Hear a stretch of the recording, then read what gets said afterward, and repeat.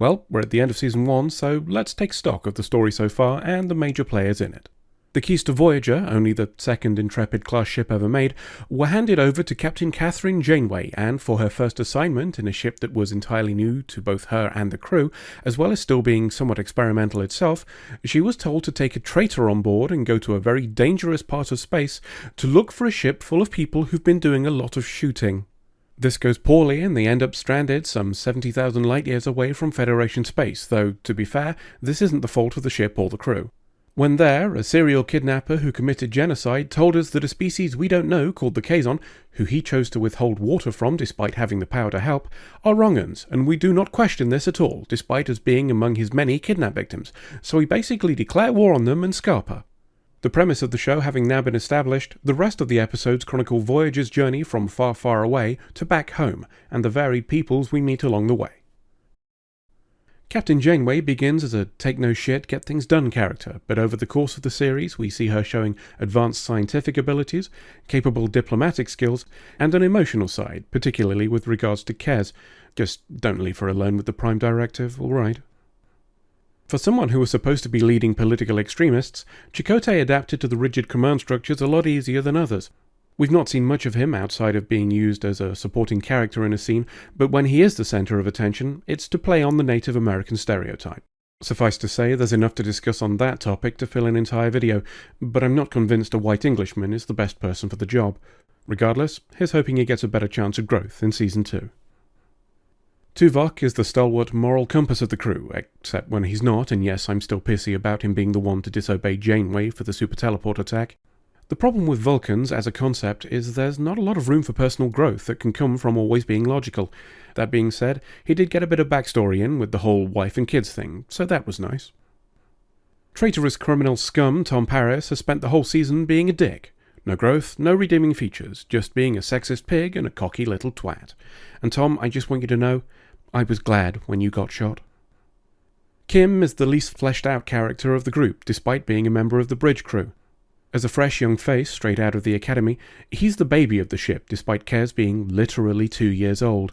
I have no feelings about him because there needs to be a character in order to develop an opinion, and so far, he's been devoid of anything approaching flavour. B'Elanna's had a fair run of character exploration this series. We've seen her backstory being fleshed out a little, as well as the inherent personality clash within herself, along with hints of the prejudice that accompanies it. Competent and assured, she isn't cowed by the chain of command. And she broke that guy's nose. The Doctor. We've had the lion's share of character growth, haven't we? Maybe it's because I'm a git, but I do like a bit of the old acerbic sarcasm, so having that, along with some interesting pokes at the concept of self-determination, made for some welcome tangents. A refreshingly upbeat character, Kez is always open to new experiences. That curiosity, mixed with the lack of learned bigotry, led her to being the first person to truly accept the Doctor. Fierce loyalty, alloyed with a willingness to speak up against injustice, makes her, to my mind, the most positive character of the show so far. So, I guess we should talk about Neelix. I'm assuming the writers were going for an Odo and Quark comic relief thing here, but there are aspects of the character, mainly his interactions with Kez, that are deeply problematic. And that's a real shame because we see in episode 15, Jetrel, the potential for much more and the chance to tie that into his behaviour. When Ethan Phillips raises his voice, we get a hint of the anger and pain he could bring to bear as a driving force for his character's possessiveness. Instead, he remains the quirky one, and nothing really develops. And that, I think, is the overarching theme of this season, missed opportunities. Now, I'd be the first to admit that I focus on the negatives of a show.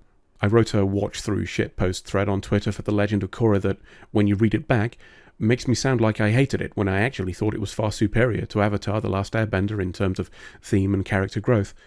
With that in mind, you may have the impression that I don't really like Voyager. This is not true.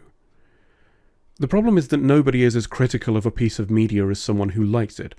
People who hate something will simply dismiss it with broad insults and disdain. People who like it, well, they'll tear the whole thing apart in detail. And that's what we're doing here, not because it's bad, it's not, or I wouldn't be devoting so many hours to it, but because there are glimmers of potential excellence in between the scenes of what is, when we boil it down, a space soap opera. I decry certain decisions and directions because I have the luxury of seeing my perfect episode in my head, freed from the restraints of budget and time and executive oversight. But again, I digress. Ultimately, there's enough here to keep people watching, despite a bit of a rocky start and some questionable decisions, and yes, I'm looking at you here, Kazon. Season 2 has been given a steady enough foundation to build on, and I hope you'll join me as we explore it. End of summary.